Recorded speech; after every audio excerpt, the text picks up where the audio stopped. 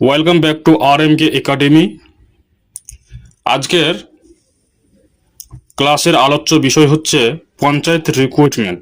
এখানে পঞ্চায়েত দফতরের বিভিন্ন পদে রিক্রুটমেন্ট হতে চলেছে আগামীতে, তোমরা হয়তো অনেকেই জানো। এবং সেখানে গ্রাম পঞ্চায়েত, পঞ্চায়েত সমিতি এবং জেলা পরিষদের বিভিন্ন পোস্টে রিক্রুটমেন্ট হতে চলেছে। সেই কি কি পোস্ট রয়েছে, কি কি বিষয় নিয়ে পরীক্ষা হবে, ইন্টারভিউ কত নম্বরে থাকবে, সেই সম্পর্কে আলোচনা করব এবং কোয়ালিফিকেশন কি কি লাগবে। তার সঙ্গে অবশ্যই এই ইউটিউব চ্যানেলটির সঙ্গে সঙ্গে থাকবে, কারণ আগামীতে আমরা দিতে চলেছি এই বিষয়ের উপরে বেশ কিছু ক্লাস, যাতে তোমরা সবাই উপকৃত হও। শুরু করছি প্রথমেই গ্রাম পঞ্চায়েতের কি কি পোস্ট রয়েছে সেটা নিয়ে। গ্রাম পঞ্চায়েতে রয়েছে এক্সিকিউটিভ অ্যাসিস্ট্যান্ট। সেই এক্সিকিউটিভ অ্যাসিস্ট্যান্টের জন্য যে কোনো বিভাগে স্নাতক উত্তীর্ণ প্রার্থীরা যদি কম্পিউটার অ্যাপ্লিকেশন ডিপ্লোমা কোর্স করে থাকেন তাহলে তারা আবেদন করতে পারবে। রুরাল ডেভেলপমেন্ট বা সোশ্যাল ওয়ার্ক বিষয়ে ডিপ্লোমা বা পোস্ট গ্রাজুয়েট উত্তীর্ণ হলে তারা অগ্রাধিকার পাবে এই পোস্টের ক্ষেত্রে। এখানে কি কি বিষয় রয়েছে? এখানে রয়েছে বাংলা, ইংরেজি এবং গণিত। তিনটাতেই 25টি করে প্রশ্ন থাকবে এবং 25 নাম্বার করে থাকবে। এমসিকিউ লেভেলের প্রশ্ন হয়।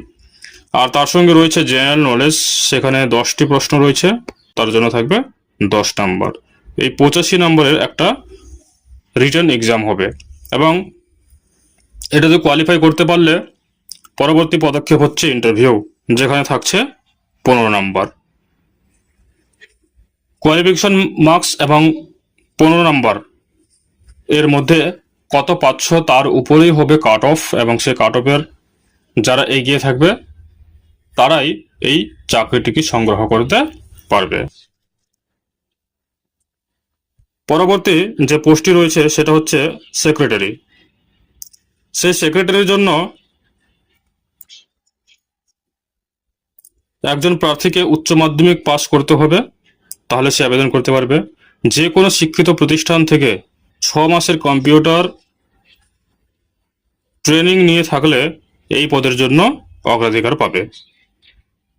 আলোচ্য বিষয় বা পরীক্ষার জন্য যে যে বিষয়গুলি রয়েছে ঠিক একই লেভেলের, বাংলা, ইংরেজি এবং গণিত, আর তার সঙ্গে জেনারেল নলেজ রয়েছে বা রুরাল ডেভেলপমেন্ট। টোটাল এখানেও এই একটা 85 নম্বরের পরীক্ষা হবে, তারপরে কোয়ালিফাই করতে পারলে 15 নম্বরের ইন্টারভিউ হবে। অর্থাৎ টোটাল 100তে পরীক্ষা হচ্ছে ইন্টারভিউ নিয়ে, এবং এর মধ্যেই কাট অফ হবে। পরের পোস্টটিতে যাই। গ্রাম সহায়ক। গ্রাম পঞ্চায়েতেরই এই সমস্ত পোস্টগুলি রয়েছে। গ্রাম সহায়কের জন্য আবেদনকারীকে পশ্চিমবঙ্গ মধ্যশিক্ষা পর্ষদ বা তার সমতুল্য কোনো প্রতিষ্ঠান থেকে 50 নম্বর নিয়ে মাধ্যমিক পাস করতে হবে, তাহলে সে আবেদনের যোগ্য। এবং এখানেও সেই আবেদনের পরে যে পরীক্ষাটি হবে সেই পরীক্ষাটিতে ইংরেজি, বাংলা এবং গণিত এই তিনটা বিষয়ে 25-25 করে 75 নম্বর থাকবে, আর 10 নম্বর থাকবে জেনারেল নলেজের উপরে, সেটা অবশ্যই রুরাল লাইফ অ্যান্ড রুরাল ডেভেলপমেন্টের উপরে। টোটাল 85 নম্বর রিটেন এক্সাম আর 15 নম্বর থাকছে ইন্টারভিউ। ঠিক একই রকম এখানেও 100তেই কাট অফটা হবে।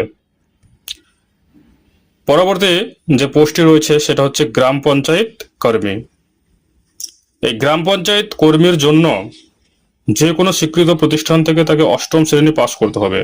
দেখুন, এই যে বিষয়গুলি নিয়ে আমি আলোচনা করছি সেগুলি কিন্তু অবশ্যই আগের যে রিক্রুটমেন্ট হয়েছে তার উপরে ভিত্তি করে, এবং এখানে যদি নতুন নোটিফিকেশনে কিছু পরিবর্তন করে তাহলে সেটা পরিবর্তন হতে পারে। সেখানে হয়তো কোয়ালিফিকেশন মার্কস, কোয়ালিফিকেশন যে রয়েছে সেই কোয়ালিফিকেশন পরিবর্তন হতে পারে। গ্রাম পঞ্চায়েত কর্মীর জন্য হয়তো 8 পাস না করে সেখানে মাধ্যমিক করতে পারে। আগের যে কোয়ালিফিকেশনগুলি বলা হলো সেখানে হয়তো মাধ্যমিকের জায়গায় এইচএস করতে পারে, এইচএস এর জায়গায় গ্রাজুয়েশন করতে পারে।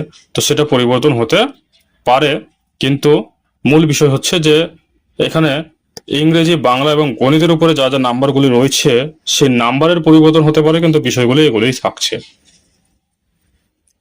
মোট নম্বর এখানে 43 হবে ইংরেজি, বাংলা এবং গণিত আর জেনারেল নলেজ নিয়ে।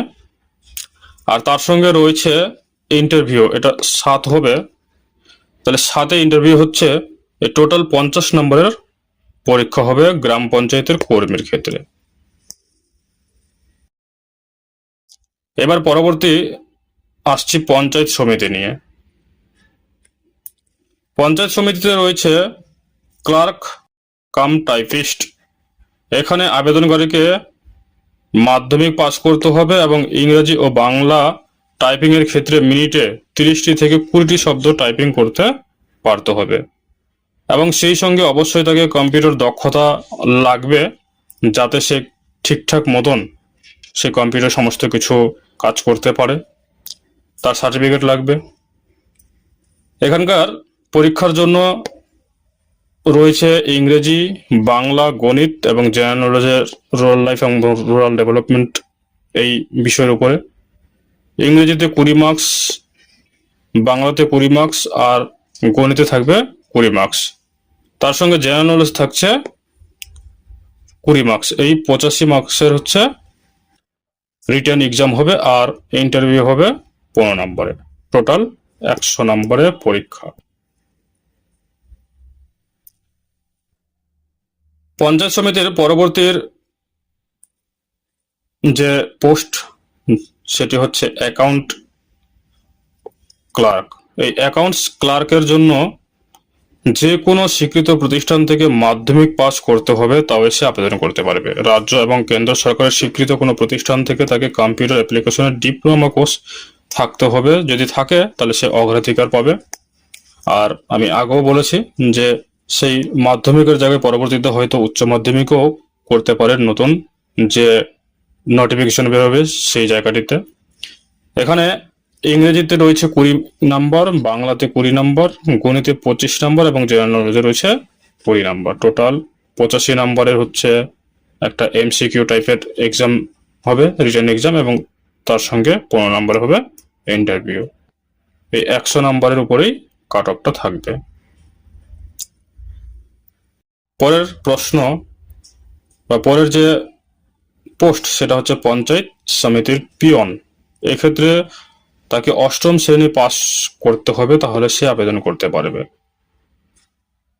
ইংরেজি 10 নম্বর, বাংলাতে থাকছে 10 নম্বর, বাংলাতে থাকছে 13 নম্বর, গণিতে থাকছে 10 নম্বর, জেনারেল নলেজে থাকছে 10 নম্বর। এই 43 নম্বরের একটা রিটার্ন এক্সাম হবে আর ইন্টারভিউ থাকবে 7 নম্বর। টোটাল 50 নম্বরের উপরে এখানে একটা পরীক্ষা হবে এবং রিটার্ন এক্সাম আর ইন্টারভিউর উপরেই কে কত বেশি নাম্বার পাচ্ছে তার উপরেই সেই কাট অফটা হবে এবং চাকরিটা নির্ভর করবে। পঞ্চায়েত সমিতির পরের যে পোস্টটি সেটা হচ্ছে ডাটা এন্ট্রি অপারেটর। এখানে একজন প্রার্থীকে মাধ্যমিক পাস, যে কোনো প্রার্থী এই ইংরেজি, বাংলা টাইপিং এ যদি 30 থেকে 20টি শব্দ টাইপিং করতে পারে তিনি আবেদন করতে পারবেন। স্বীকৃত কোনো প্রতিষ্ঠান থেকে 3 মাসের ট্রেনিং থাকতে হবে এবং ঘন্টায় 6000 কি ডিপ্রেশন বাধ্যতামূলক। 1 বছরের ডাটা এন্ট্রি অপারেটরের কাজের যদি অভিজ্ঞতা থাকে তাহলে সে বাড়তি সুবিধা পাবে। এখানেও রিটেন এক্সামের জন্য আলোচ্য বিষয় হচ্ছে ইংরেজি, বাংলা এবং গণিত, তার সঙ্গে জেনারেল নলেজ। টোটাল এই 3টা বিষয়ের উপরে 85 নম্বর থাকছে আর 15 নম্বর থাকছে ইন্টারভিউ। পরের পোস্ট রয়েছে জেলা পরিষদ। এই জেলা পরিষদের প্রথম যে পোস্টটি রয়েছে সেটা হচ্ছে ওয়ার্ক অ্যাসিস্ট্যান্ট। এই ওয়ার্ক অ্যাসিস্ট্যান্টের জন্য প্রার্থীকে একটা কোনো স্বীকৃত প্রতিষ্ঠান থেকে মাধ্যমিক পাস হতে হবে এবং অবশ্যই সেখানে 50%-এর বেশি নাম্বার নিয়ে পাস করতে হবে। ইংরেজি বিষয়ের উপরে থাকছে 20 নম্বর, বাংলার উপরে থাকছে 20 নম্বর, গণিতের উপরে থাকছে 25 নম্বর এবং জেনারেলের উপরে থাকছে 20 নম্বর। 85 উপরে রিটার্ন এক্সাম এবং 15 নম্বর হচ্ছে ইন্টারভিউ থাকবে। পরবর্তী যে পোস্টটি রয়েছে সেটা লোয়ার ডিভিশন অ্যাসিস্ট্যান্ট। এই লোয়ার ডিভিশন অ্যাসিস্ট্যান্টের জন্য প্রার্থীকে যে কোনো স্বীকৃত প্রতিষ্ঠান থেকে কমপক্ষে 50 নম্বর পেয়ে মাধ্যমিক পাস করতে হবে। টাইপিং সম্পর্কে তার সাধারণ জ্ঞান থাকলে সে অগ্রাধিকার পাবে, অর্থাৎ যদি কম্পিউটার সার্টিফিকেট থাকে, তার নলেজ থাকে, তাহলে সে অবশ্যই অগ্রাধিকার পাবে। এখানে ইংরেজি, বাংলা এবং গণিত আর জেনারেল নলেজ মিলে টোটাল 4টা মিলে 85 এর উপরে একটা রিটেন এক্সাম, আর তার সঙ্গে থাকছে 15 নম্বরের একটা ইন্টারভিউ। কোয়ালিফিকেশন করলে তবেই সে ইন্টারভিউতে ডাক পাবে। পরের পোস্টে রয়েছে জেলা পরিষদের গ্রুপ ডি। সেই গ্রুপ ডি এর জন্য প্রার্থীকে যে কোনো স্বীকৃত বিদ্যালয় থেকে 8ম শ্রেণী পাস করতে হবে, তবে সে আবেদনের যোগ্য। এখানে ইংরেজি, বাংলা আর গণিত আর জেনারেল নলেজ 3টা মিলে টোটাল 83 এর একটা রিটেন এক্সাম আর 7 নম্বর থাকছে ইন্টারভিউ। টোটাল 50 নম্বরের উপরে একটা পরীক্ষা এবং তার উপরে কাট অফ। আমরা আসছি এবার জেলা পরিষদের ডাটা এন্ট্রি অপারেটর নিয়ে। এই ডাটা এন্ট্রি অপারেটরের জন্য মাধ্যমিক পাস যে কোনো প্রার্থী যদি ইংরেজি, বাংলা টাইপিং এ 30 থেকে 20টি শব্দ টাইপিং করতে পারে আর কি মিনিটে, এবং তিনি আবেদন করতে পারবেন এই পোস্টের জন্য। স্বীকৃত কোনো প্রতিষ্ঠান 3 মাসের ট্রেনিং থাকতে হবে, ঘন্টায় 6000 কি ডিপ্রেশন বাধ্যতামূলক। 1 বছরের ডাটা এন্ট্রি অপারেটর কাজের অভিজ্ঞতা থাকলে সে বাড়তে সুবিধা পাবে। এখানেও আমরা দেখব যে বাংলা, ইংরেজি এবং গণিতেই রয়েছে বিষয়গুলো, আর জেনারেল নলেজের মধ্যে লাইফ অ্যান্ড রোল ডেভেলপমেন্ট, তার মধ্যে 85 থাকছে রিটেন এক্সাম আর 15 নম্বর থাকছে ইন্টারভিউ। এবার আসছে জেলা পরিষদের অ্যাসিস্ট্যান্ট ক্যাশিয়ার। সে জেলা পরিষদের অ্যাসিস্ট্যান্টের ক্যাশিয়ারের জন্য যে কোনো স্বীকৃত প্রতিষ্ঠান থেকে তাকে 50% নাম্বার সহ মাধ্যমিক পাস করতে হবে। এখানকারও বিষয় হচ্ছে ইংরেজি, বাংলা এবং গণিত আর জেনারেল নলেজ, তার উপরে 85 নম্বরের একটা রিটেন এক্সাম।